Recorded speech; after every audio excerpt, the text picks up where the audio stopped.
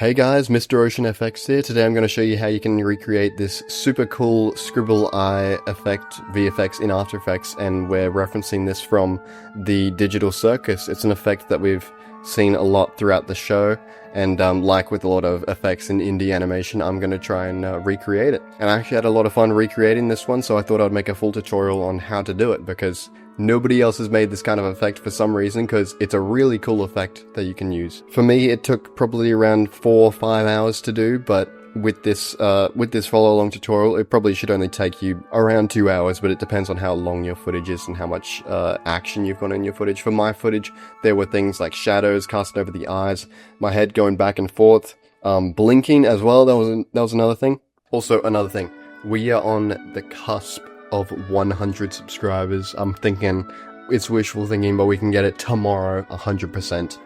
But let's get into the tutorial.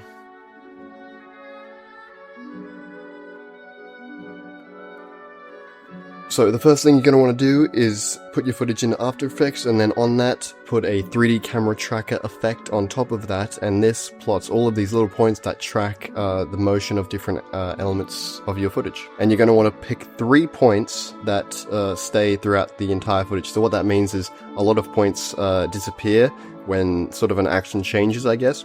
So you can just pick 3 points that stay throughout the entire segment. So then you can go ahead and right click, create solid in camera, and this will create a polygon that you can work with on your footage.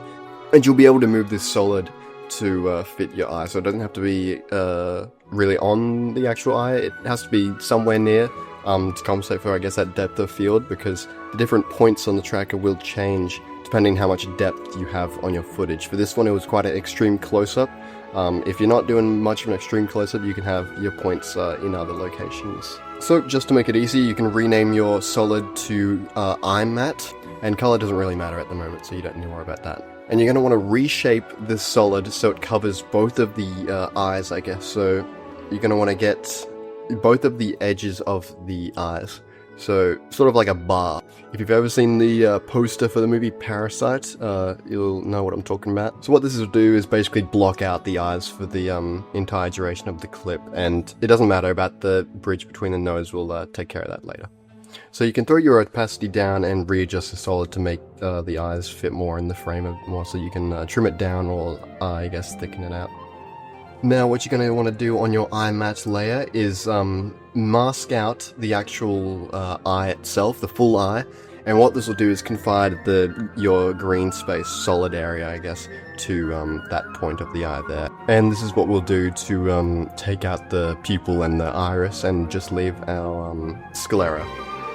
Now, the closer your camera is to your subject and the more your subject moves around, the more keyframes you'll have to place on the mask path.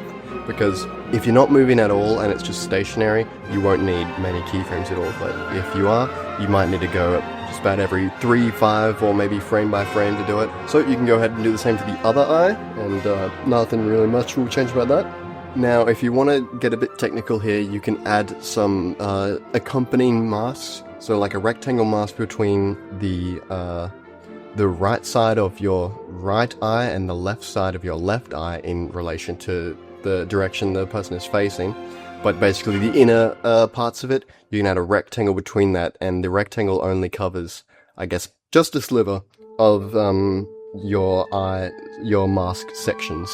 It depends on how far away your subject is, but for me, I'll be using about 104 pixels. And you can do the same for the outside, so add 2 rectangles, add 1 rectangle for each outer section, and pretty much do the same there, set subtract, and add your feather. So if you throw your opacity up on your eye matte, it should look something like this. It's got a bit of a gradient, I guess.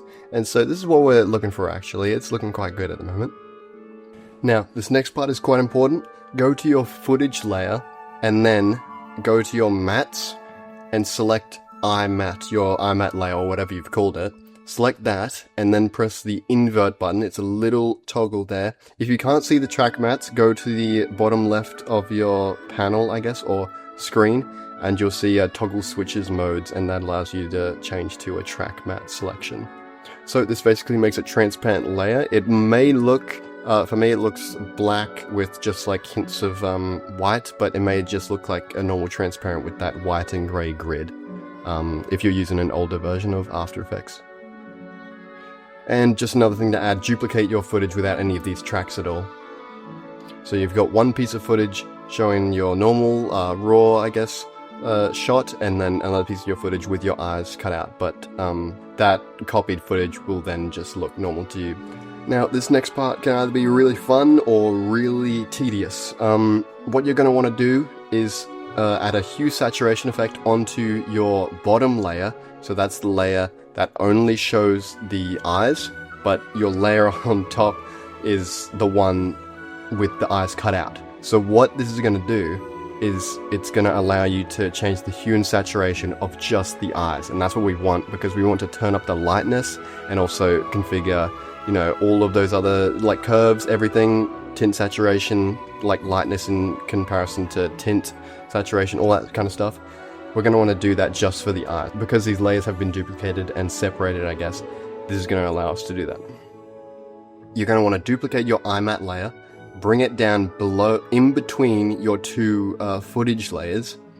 You're going to want to take out your mask that you used for your rectangles, so that was the outer layers.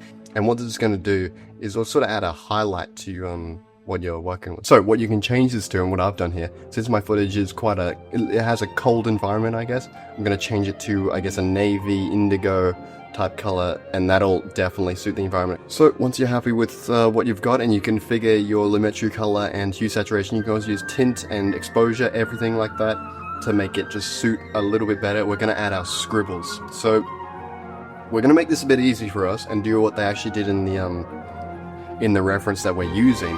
We're going to have these scribbles at a lower FPS than what we're running on, because obviously our footage can be at 24, 30, even 60 frames per second. We're going to have it around maybe like 3 or 5 FPS. So to do this, create a new solid, put it on top of every other footage that you've got. Double click the solid. This will allow you to then select the paintbrush tool, and then you can just paint over in that right hand side. If it is on your right hand side, your layout might be a bit different, but you can paint on that, and then it will just allow you to create a shape. Okay, so this is where you can run into a bit of an issue. You turn on your paint on transparent selection, I guess, under your paint effect in your solid layer. And when you paint on the composition, you'll know that you sort of have to line it up with it, because you paint and then it renders onto your actual composition, and then it's like in a different area to where the actual pupil is.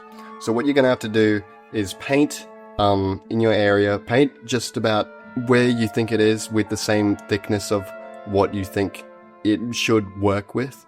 You'll need to do a bit of workshopping for this, but then you'll just have to move. It's really easy to move. You can just move your scribble layer, because it's just an image really, onto your white part of the eye, I guess.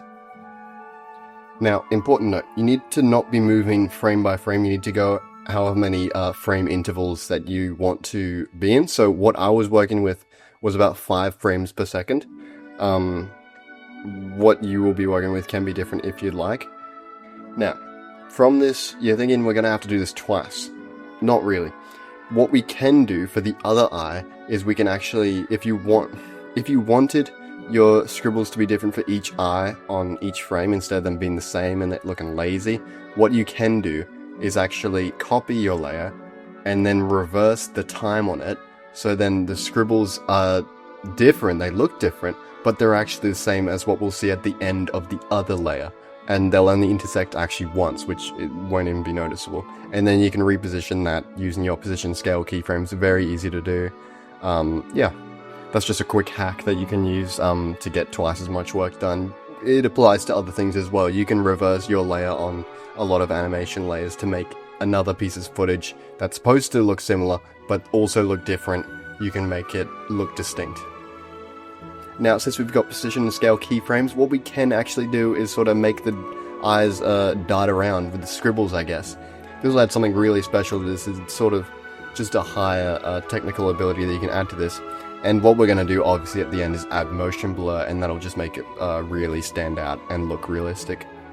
Anyway, that's pretty much it. That's how you make the super cool Scribble Eye effect that we recreated from the Digital Circus. So, If you thought this tutorial was useful or you just found it really cool, you can subscribe. Check out the other VFX recreations that I've made from indie animation, and thank you for watching.